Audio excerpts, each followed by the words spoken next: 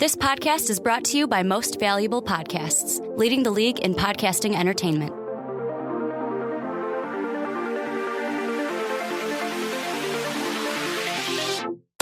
Welcome in, my friends, to another episode of Behind the Pen. My name is Mike Rankin, and I will be your host for tonight's show.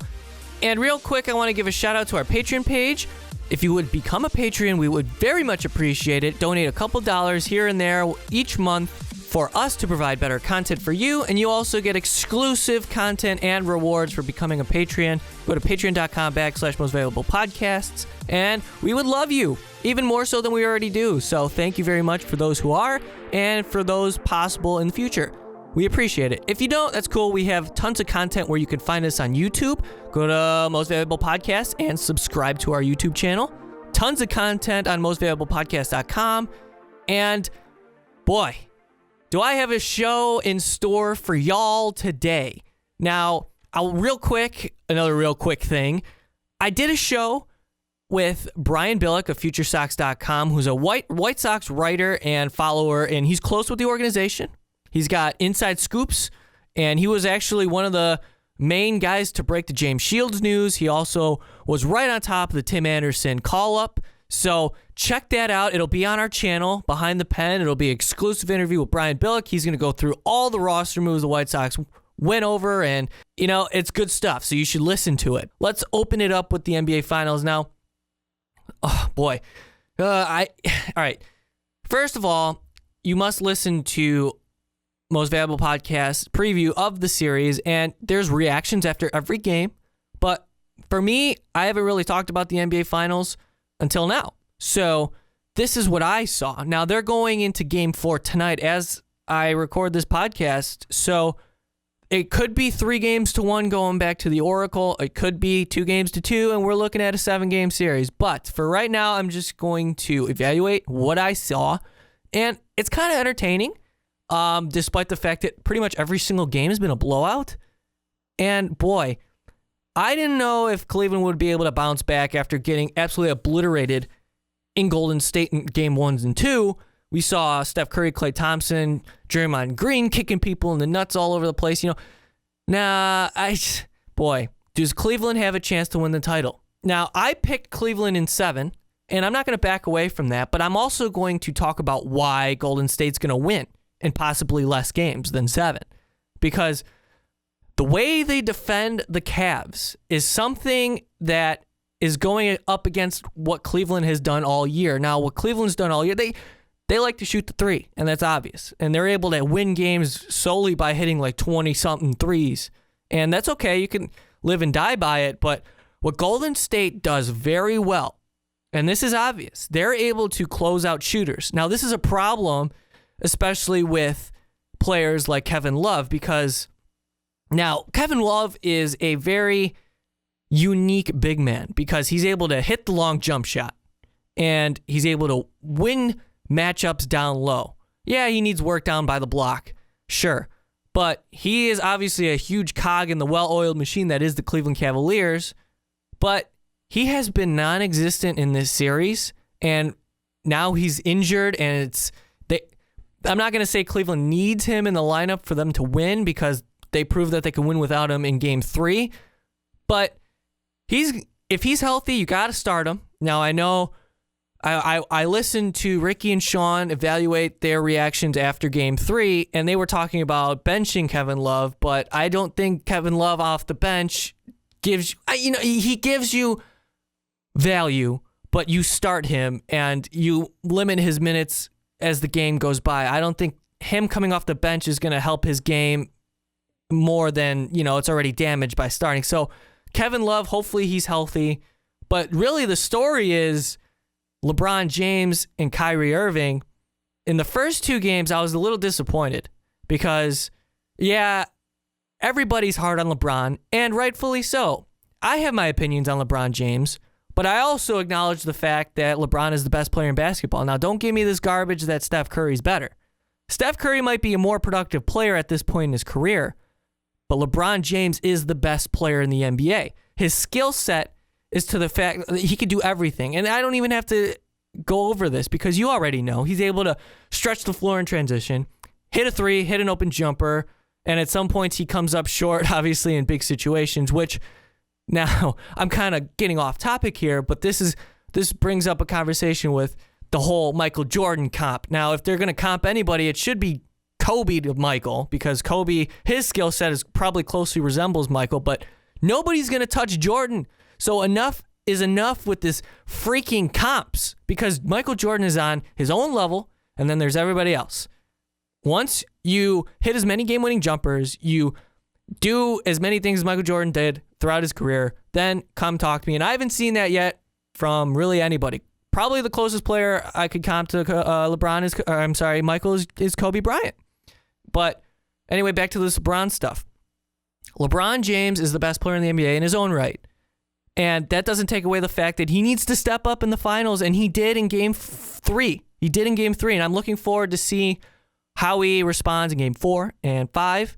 Hopefully there's Game 6, because this is a pretty solid matchup. Now, maybe the NBA Finals was Golden State OKC, because, man, that was good basketball. That was awesome basketball. I could watch them play every single freaking day and not get bored. But Cleveland has a chance to make a run at this title, and they very well could win. But obviously, like I said before, the problem lies within Golden State's, one, they're freaking talented everywhere, and two, Golden State, like I said, their defensive arrangements are so tough on Cleveland. Now, we see Kyrie Irving, he's doing his thing. He had 30, I believe, and he helped LeBron. He was a major reason why LeBron and the Cavs and Kyrie were able to win Game 3. Now, they need consistent performances by them in every single game from here on out. A funny thing that I'd like to bring up, too, is look at Steph Curry. Steph Curry, had 2 points in however many quarters, like 3 quarters into Game 3. And really the story, it's really kind of a non-story. If that was LeBron James in an NBA Finals game after being up 2-0 and he only scores 2 points and their team gets obliterated, that's front page news on every single freaking newspaper, magazine, online tabloid, what have you. And I guess that kind of goes with the whole I'm the king, mantra. He kind of brought it upon himself, all this criticism and stuff, acting arrogant. He's very full of himself, and rightfully so. He's the best player in the world. But at the same time, a lot of people are turned off by the fact that he goes out, has his own 2-hour-long special, and is like, hey, I'm going to have, this is the biggest decision ever. Everybody needs eyes on me. Look at me. I'm going to Miami. And it pissed a lot of people off. That was the beginning. But hey, LeBron, at this point of his career, he's kind of toning it down a little bit. If you notice, he's not really saying as much as he was in the past. But boy, 6 straight finals appearances, I think it's something like that. He's got to win one for Cleveland, and I think this is as close as he's going to get. It's going to be tough though, because obviously Golden State is the best basketball team, arguably in NBA history, better than the '96 Bulls. I wouldn't go as far as to say that, even though technically they are, because they've won 73 games, which is a game better. But hey, you need Steph Curry and Klay Thompson. Obviously, the Splash Bros got to splash. They got to do their thing. Iguodala has been a nightmare for LeBron, as well as Draymond Green playing tough defense down low. And another conversation I'd like to bring up is Draymond Green a dirty player? In my opinion, yeah, kinda. He didn't get fined or anything for that blatant kick to the groin on Steven Adams, and he also there was the double foul. What was it, double technical or something that went down in the OKC series? The play was Draymond and Adams got tangled up, and as Draymond was going down, he pulled Adams down to the ground, had a freaking grip on his shoulder that if he would have fell, if he wanted to, totally could have pulled it out of the socket. And that, to me, that's dirty player. I think of Rougned Odor as a dirty player in baseball, and I kind of comp that to Draymond Green because, yeah, Draymond's really good, and so is Odor. He's proven that he's good too, but, he has instances where he'll spike a guy, and Draymond has an instance where he kicks guys.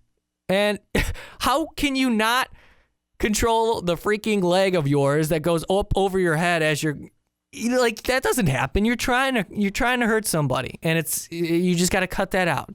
But I'm not an NBA official. I'm not an NBA executive. I'm not in charge of this. But from the naked eye, it looks like there's intent with everything that Draymond Green does. So anyway, it's been a unique NBA Finals, to say the least. Not so much entertaining because I could turn the game off halfway through the third quarter and not miss a thing, really. But hopefully the remaining 4, 5, 6, and 7, if it goes that far, is a little bit more entertaining than what we've seen to this point.